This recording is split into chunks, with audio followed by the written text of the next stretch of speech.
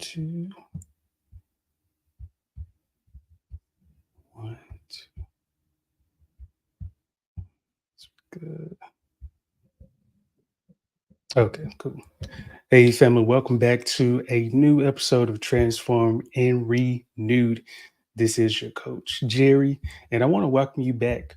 If you're a first time visitor, I need you to do one thing. Make sure you hit that like and subscribe button on your screen. That way you can stay up to date with our latest content because you don't want to miss out and I don't want you to miss out. So, how can you stay in the know is by hitting that like and subscribe button on your screen. And if you are returning, welcome back. Okay, so we have a topic this evening, and this is actually something that I haven't done before. But when it comes to this topic of juicing, I never really did it personally. I remember the first time I juiced, but it was a part of a school project when I was doing my undergrad.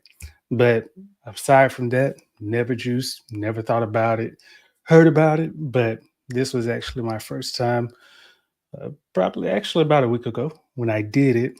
And I would say that I've heard about juicing and different things of that nature, how it's supposed to be very healthy. And again, this is just me saying what I've heard, but I can tell you basically what the research shows and pretty much what my experience looked like.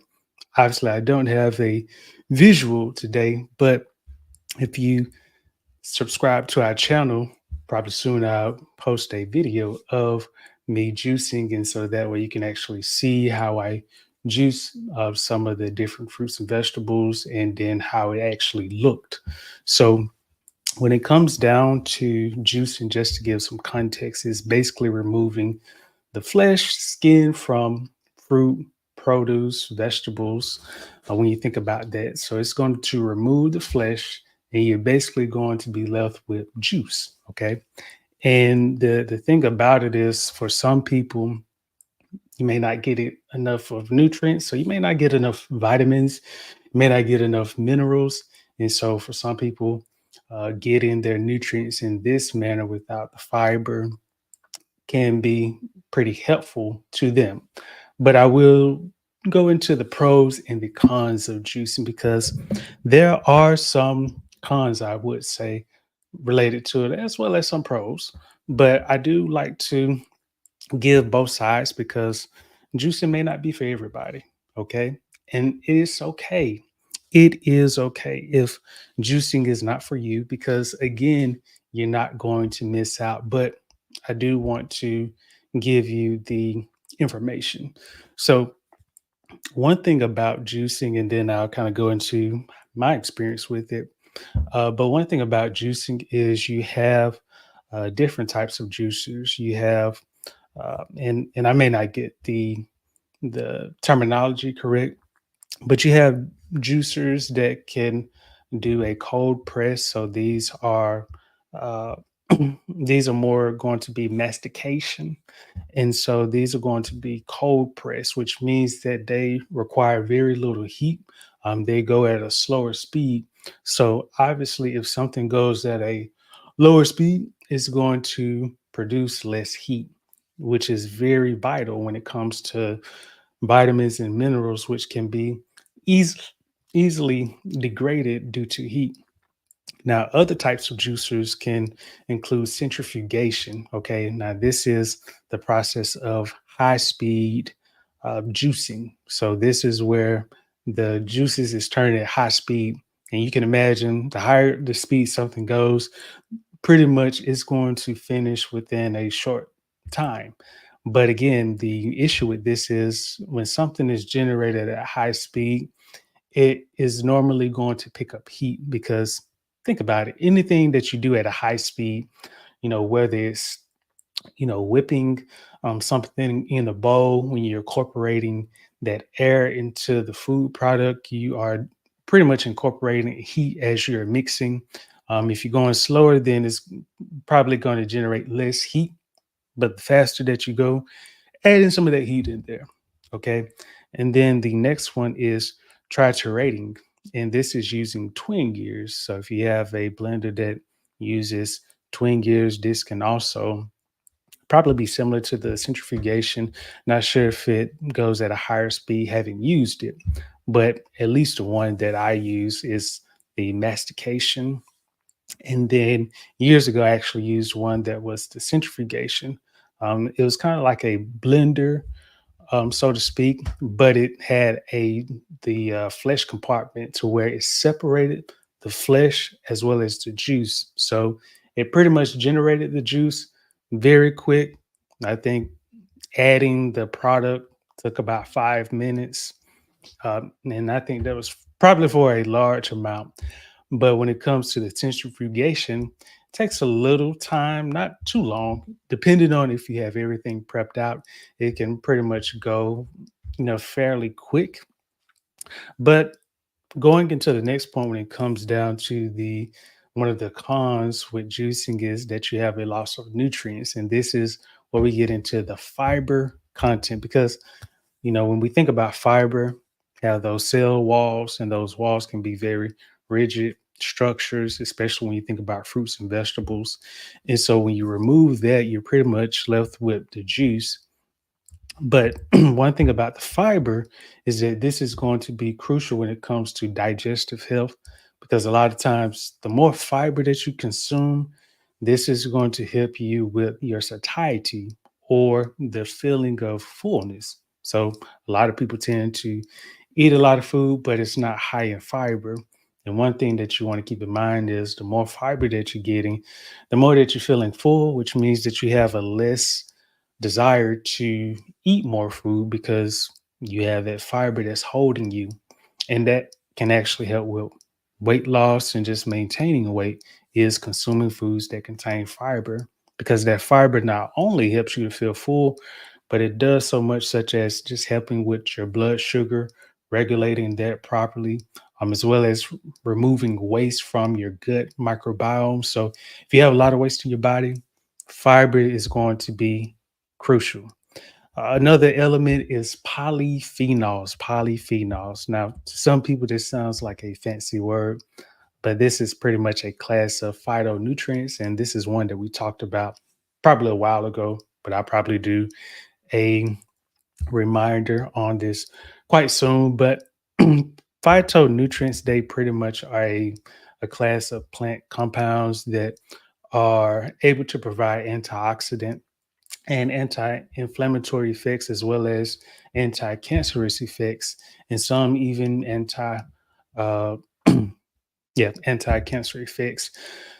They provide just a list of benefits, and so it is not something that you want to sleep on. So when you think about polyphenols or phytonutrients, these are going to be fruits and vegetables that have a vibrant color. So you can think about blueberries, raspberries, citrus fruits. Let's see, beets. You think about kiwi, foods that just have a bold color or just different colors. You want to incorporate that because the more the color, the better that you're getting for your body. And so that's also a benefit. However, when it comes to juicing, it can be a con because your body is not going to at least when it comes to the fiber, with the polyphenols, you're going to get that. And especially if you're getting those fruits and vegetables that have bold colors, you're mixing those colors, you're getting that into your system. That's going to be good. But what is not going to be good is, again, when we think about juicing, you're pretty much left with juice. And in that juice, you can have sugar. So, especially if you only use a lot of fruit with vegetables. So, a lot of times when I've seen it, most people will, or at least from some of the recipes that I've seen, they've used more vegetable than fruit. So I think it may have been about an 80-20. So it's 80% vegetables, 20% fruit. Because you have to think about it, when you're removing that fiber from the fruit, you're just left with those sugars. Simple. Okay. Now, when we think about fruit, they're complex carbs, complex carbohydrates. But in the process of juicing, that is pretty much adding a process of removal of the complex structure of that sugar or that molecule. And so now you're breaking it down to where it's simple. Okay. So because it's simple, that means that it's likely going to give you a spike in your blood sugar.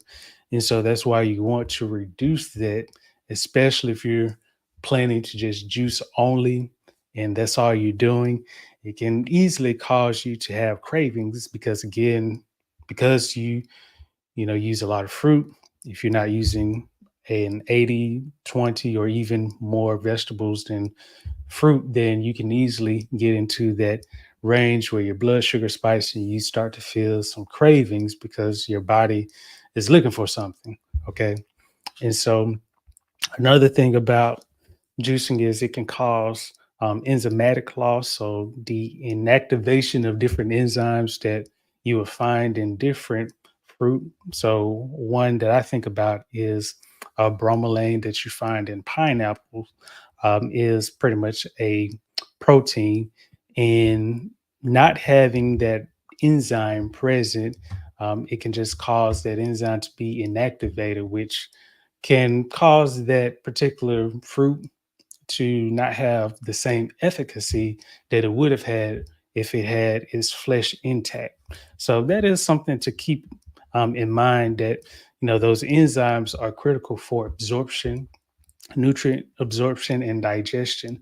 But when you don't have those structures, that fiber structure in place, then you don't get that same benefit, as well as oxidation degradation. So if you haven't juiced before, one thing about it is you do not want to store the juices longer than 48 or even 72 hours. Some may be 24. But the reason is these because the juice has pretty much been stripped down in its simplest form, that can lead to a loss of just nutrient loss. And this is because the vitamins and the minerals that are present in that juice, they do not have anything that can hold them, that can protect them. So light, heat, anything of that nature can easily degrade or just cause a loss of viability with these nutrients. So it's important that when it comes to juicing, you consume it as soon as you juice or within a relatively short amount of time if you're trying to get those nutrient benefits. Otherwise, they can start to slowly degrade. So when we think about it, one thing about juicing is, and at least from what I've seen, it's not intended to be a replacement to whole foods. If anything, you can use it as a supplement. So some people, if they juice, they may juice in the morning, they may juice at a certain time, but they also eat a meal, because when it comes to whole foods, you cannot beat that. At least when we think about whole nutritious foods, so vegetables, fruits, whole grains, lean meats, if you do consume meats, nuts, legumes. Those are pretty much going to be ideal. Healthy fats, avocados, tree nuts again, olive oil, cold pressed. These are going to be the ideal whole foods that you want to consume. But again, when we think about juicing in terms of, can it help me lose weight? Some people do it for weight loss, works for them. But for me, I can't say that I've had a need for it, because I tend to follow a whole foods diet, get a lot of fiber in my system. That pretty much works for me. And so when it comes down to it, I will say it is important to do your research and making sure that it is something that works for you, for your body, because it may not be for everybody, and it's not for everybody. Some people are not able to tolerate juicing because it can cause some side effects. And so that is something, if you are known to have some health issues, it's important to consult your physician about juicing, because you don't want to start something and realize that you are just not in the right mindset or just in the right headspace, or you're not feeling well. So that is one, advice I would share with you, is to make sure that it is something that works for you. Start off small if that is something you want to do.